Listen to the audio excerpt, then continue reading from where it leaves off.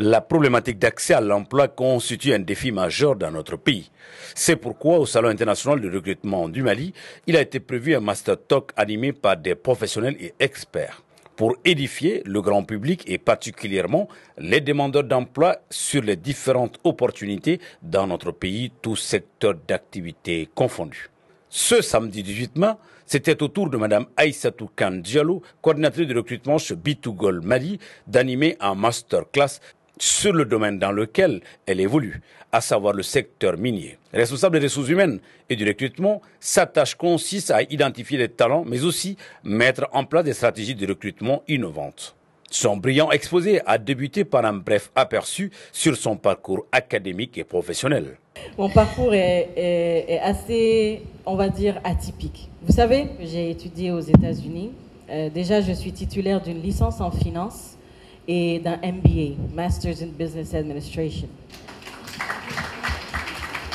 Merci.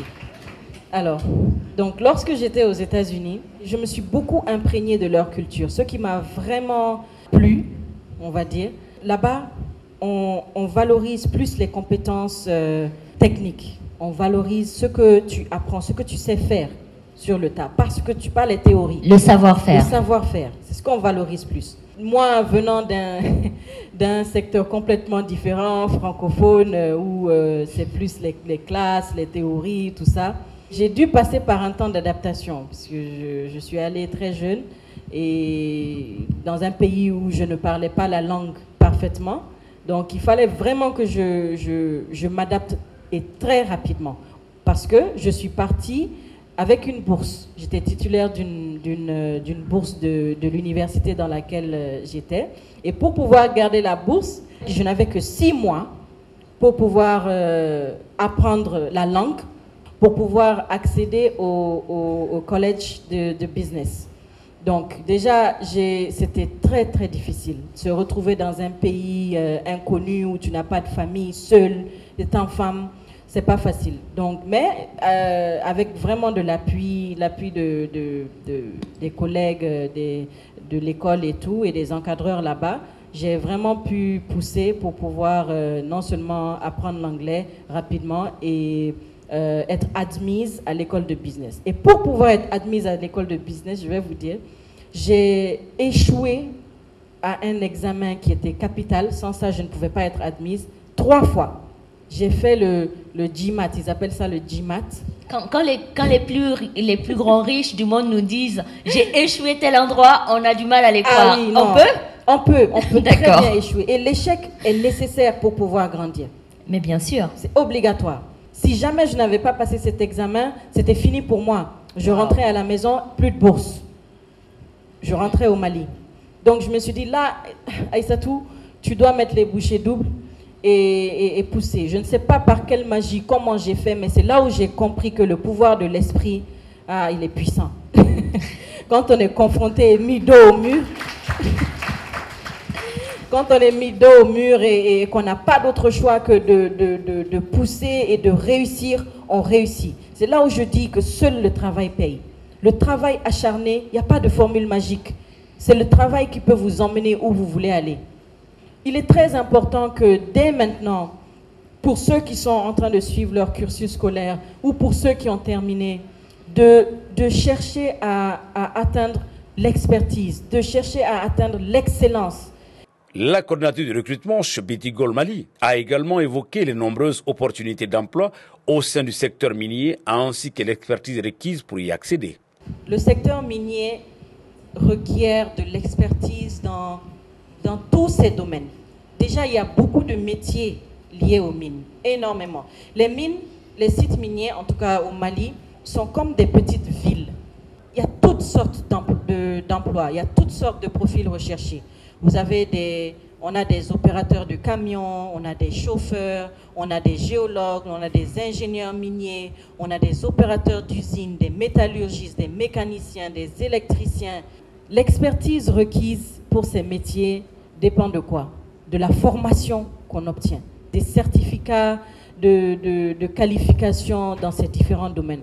Beaucoup de gens pensent que le secteur minier est fermé, il est difficile de trouver un emploi dans le secteur minier. Mais pourtant, vous savez que nous sommes plus de 3000 à B2Gold. 3000 employés. Comment est-ce que ces 3000 employés ont pu être recrutés s'il n'y avait pas d'opportunité? C'est qu'il y en a, mais seulement la sélection est très rude parce que l'environnement dans lequel nous évoluons, c'est-à-dire l'environnement de production, requiert de l'expertise, requiert le capital humain de savoir ce qu'ils font, de bien maîtriser leur domaine pour ne pas se mettre à risque eux-mêmes et les personnes avec lesquelles elles travaillent. Et ça va pour les métiers directement liés aux opérations, comme les métiers support. Vous allez vous demander, un RH, qu'est-ce qu'il a à voir avec la sécurité et la santé-sécurité? Mais c'est essentiel.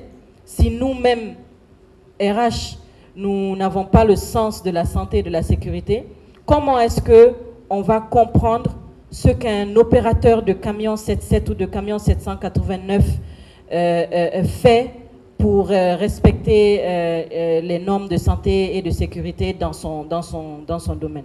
Je suis une ouvrière, je suis opératrice, je suis foreuse, je suis opératrice d'usine, je suis mécanicienne, je suis électricienne. Quand on parle d'expertise, on parle de formation adéquate. Aujourd'hui, malheureusement, l'un des problèmes réels auxquels moi, en tout cas en tant que recruteur pour la société minière B2Gold, je suis confrontée, c'est le manque de profil technique. Je disais tout à l'heure des mécaniciens. Vous savez, au Mali, je sais que tout le monde ici connaît un mécanicien ou un électricien. On pense que ce sont des métiers pas très, on va dire, valorisants. Arrivez dans les mines, c'est là où vous saurez l'importance d'un mécanicien. L'importance que la compétence technique d'un mécanicien peut apporter à une mine. Dans les mines, vous avez des départements, par exemple, entièrement dédiés à la maintenance des engins lourds. Ce sont dans ces départements où vous allez retrouver justement ces métiers techniques. Ce sont des départements où l'on recrute le plus. C'est-à-dire on va recruter plus de mécaniciens qu'ingénieurs miniers, par exemple. On va recruter plus d'électriciens auto que de géologues, par exemple. Ce sont eux qui vont faire opérer l'usine. Ce sont eux qui vont faire tourner la machine. On en trouve beaucoup, mais qui ne sont pas réellement qualifiés. On recrute énormément. Même aujourd'hui où je vous parle, lundi, je tiens un salon de recrutement uniquement pour des mécaniciens. Et notre besoin est d'au moins 150. Donc, il est important de chercher à savoir les métiers qui sont plus demandés, on va dire, les plus recherchés dans les mines. Essayer de s'orienter, on va dire, ou se réorienter vers ces métiers-là pour pouvoir être plus attractif sur le marché aux miniers. Aussi bien les étudiants que les professionnels, ce Master Talk aura émerveillé plus d'un, tant la qualité de l'exposé est à la hauteur de l'événement. Ce genre d'initiative doit être soutenu, car elle contribue à démystifier les emplois dans certains domaines et encourager les jeunes à se réinventer pour trouver l'emploi de leurs rêves.